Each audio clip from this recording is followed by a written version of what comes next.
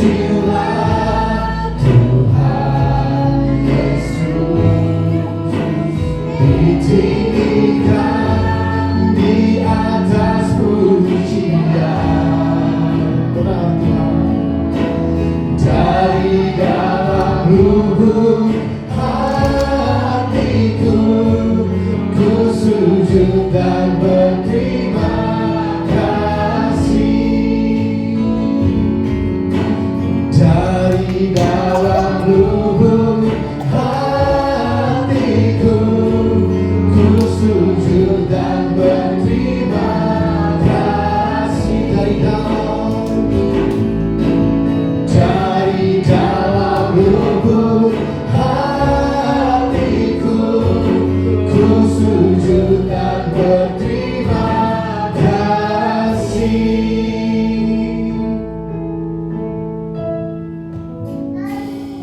Tuhan, dengar setiap seru kami Tuhan.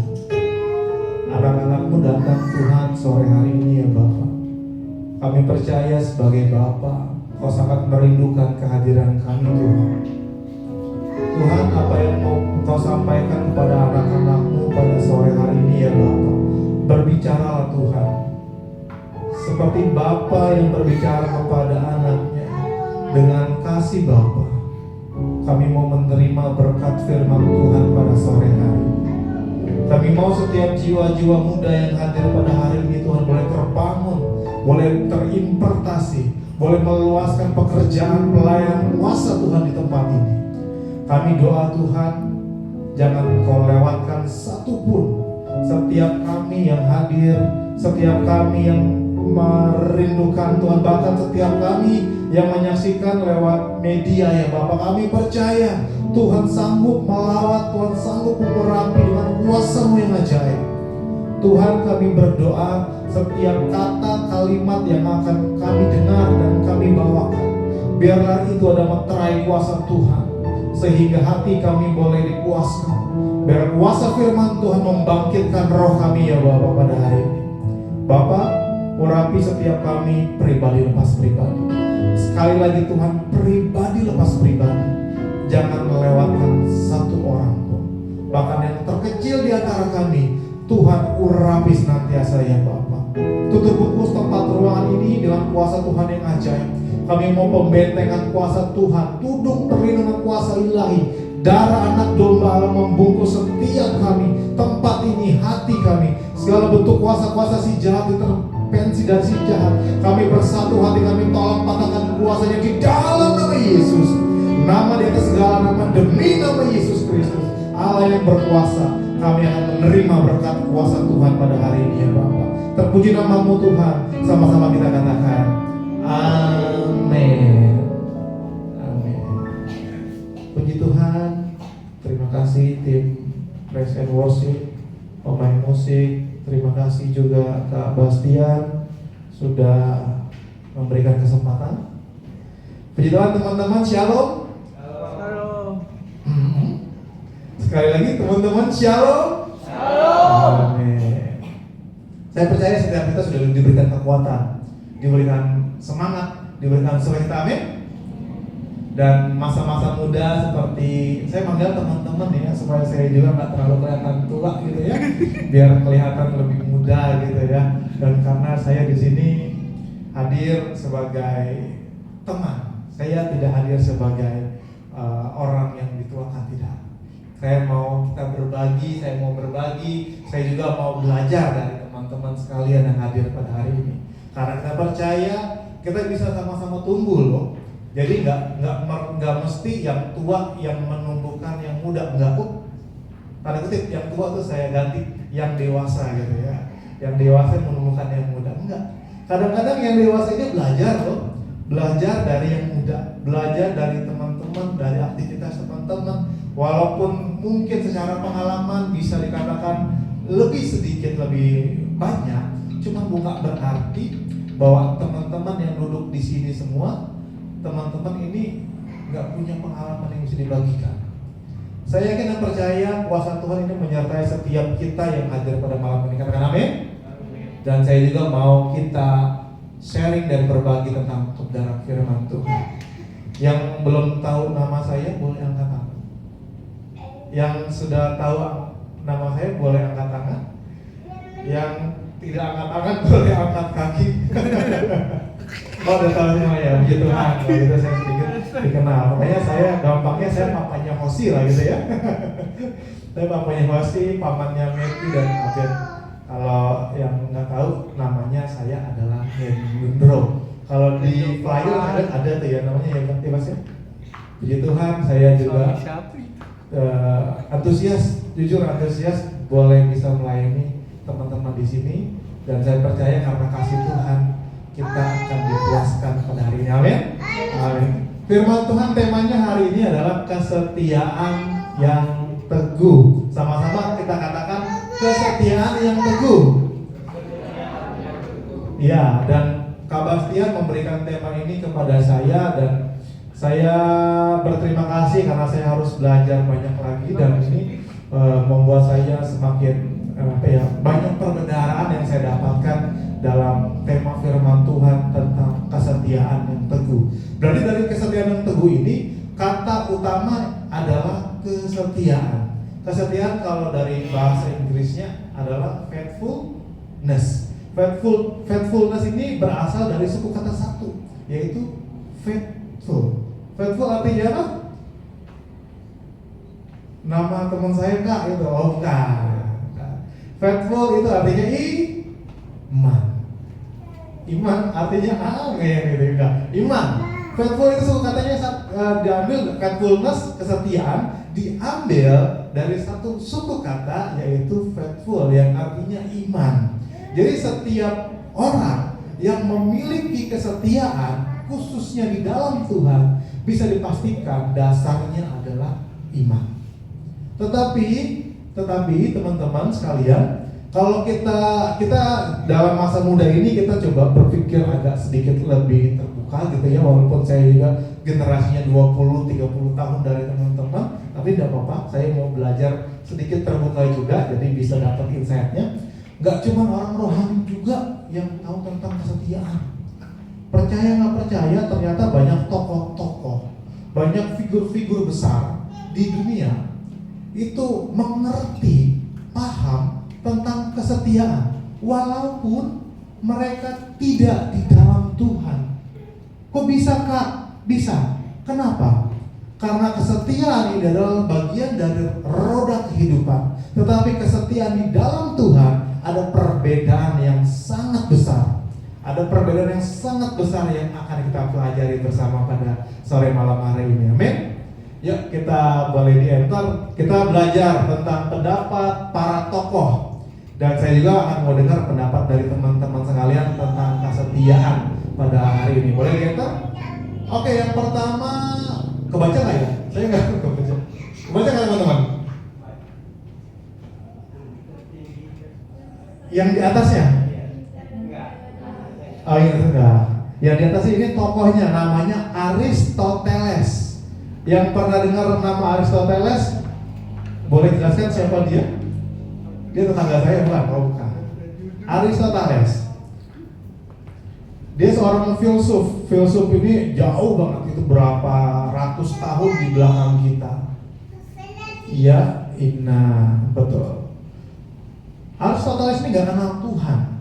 Aristoteles ini belum kenal Kristus dan gak bertobat sampai akhir hayatnya. Tetapi dia bisa mengatakan bahwa kesetiaan adalah bentuk tertinggi dari cinta dan kehormatan.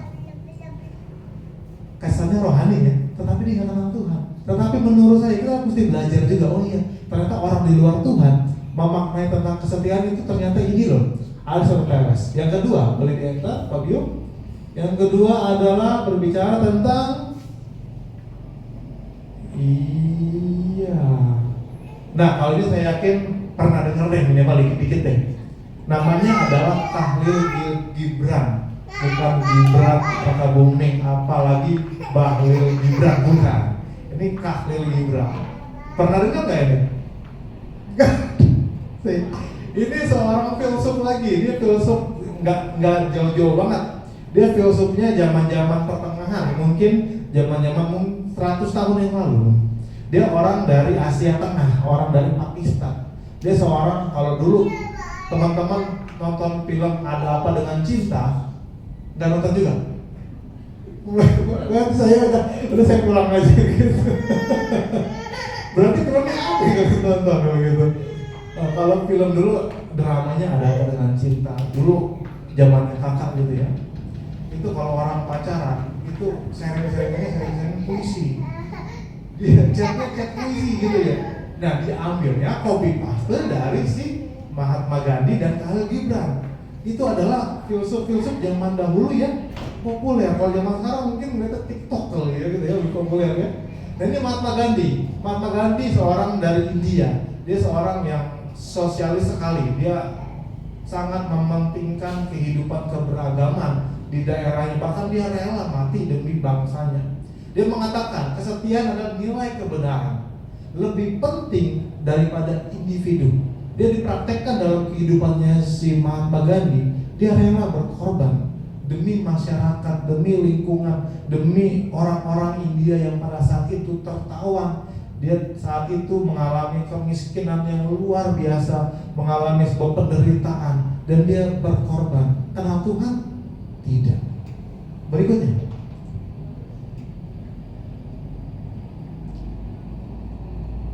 nah ini ya, saya nggak akan tanya kenal apa enggak, pasti nggak kenal ya. Nah ini Friedrich Nietzsche. Nah ini pasti nggak kenal, saya yakin. Saya sih baru kenal juga, dia dari Brosing. Dia seorang filsuf, tahunnya 1844. Siapa yang udah nggak lahir ya? 1844 itu berapa ratus tahun di belakang kita gitu ya. Dia mengatakan kesetiaan adalah keberanian demi sebuah kebaikan dan kebenaran. Karena pada saat itu terjadi sebuah ketidakadilan. Di situasinya si Friedrich ini, dia mengalami intimidasi, dia mengalami perbudakan, sehingga pada saat itu orang-orang yang berbicara tentang kebenaran itu sangat sedikit sekali. Dan dia mengatakan kesetiaan adalah bagaimana kita mengutarakan tentang kebenaran. Next. Iya. Albert Einstein pasti udah kenal. Kalau nggak kenal, maka tak sayang kalau gitu ya. Siapa yang kenal Albert Einstein, angkat tangan. Apakah siapa dia? Berarti dia seorang scientist. Siapa lagi? Dia seorang apa yang sangat dikenal? sama dengan MC kuadrat. Itu dia penemunya, penemu rumus. Pokoknya rumus itulah. Dia seorang Albert Einstein, kenal Yesus, kenal Kristus, bertobat apa enggak? Dia mengatakan kesetiaan adalah pondasi dari kemajuan manusia. Karena dia pola pikirnya bagaimana untuk berbicara tentang seorang ilmuwan, memajukan manusia. Itu larinya dia sangkut pautkan dengan kesetiaan. Berikutnya, dua lagi, itu kan ada dua tuh. Nah, ini Lao Tzu. Lao Tzu adalah, balik lagi, dia seorang filsuf dari China. Dia mengatakan kesetiaan adalah kunci dari harmoni dan hidup. Lao Tzu kalau bahasa Cina guru gitu ya, guru. Tapi dia bukan, dia Lao Tzu gitu ya. Betul nggak tulisan ini? Berikutnya yang terakhir. Yang terakhir adalah Confucius. Tahu namanya? Confucius? Ini dari NTT. Bukan. Ini kalau teman-teman nonton film perang, namanya Radcliffe, bukan John Cliff, bukan. Film namanya Radcliffe. Radcliffe ini berbicara tentang Cina pada saat itu berperang antara dinasti A dan dinasti B. Nah, pada saat itu menyatukan Cina dibutuhkan seorang tokoh yang besar. Pada saat itu adalah namanya Confucius, dan dia mengatakan kesetiaan adalah perekat yang menyatukan masyarakat. Oke? Nah, kalau tentang kesetiaan itu tokoh-tokoh besar yang ada di dunia, saya percaya di tempat ini akan ada orang yang akan menjadi tokoh-tokoh besar di kemudian hari. Amin. Oke. Apa menurut teman-teman kesetiaan? Yang berani dulu deh, yang warrior dulu. Siapa? Kak, kesetiaan adalah cinta. Karena begitulah cinta, deritanya tiada akhir. Itu cepat kayak kita tahu berarti. Sampai yang berani deh. Berani mengutarakan tentang kesetiaan. Kak, kesetiaan tuh menurut aku tuh ini loh. Tidak benar, tidak salah. Ini nggak bicara tentang siapa yang benar, tapi yang salah. Cuma saya mau kita belajar untuk mengutarakan. Kalau kita punya sebuah keyakinan itu akan berdampak kalau kita utarakan. Keyakinan itu akan menjadi mati pada saat kita hanya memendam di dalam hati dan tidak membagikan kepada sesama. Nah, oleh karena itu, siapa yang mau berani menyatakan pendapatnya tentang kesetiaan, silakan.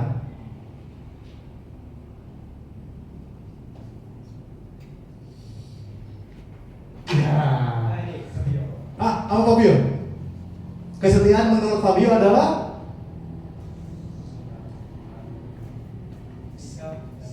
sikap taat dan patuh. Kata-kata Fabio hari ini adalah kesetiaan, adalah sikap taat dan patuh. Berikan tepuk tangan dong buat Fabio dong.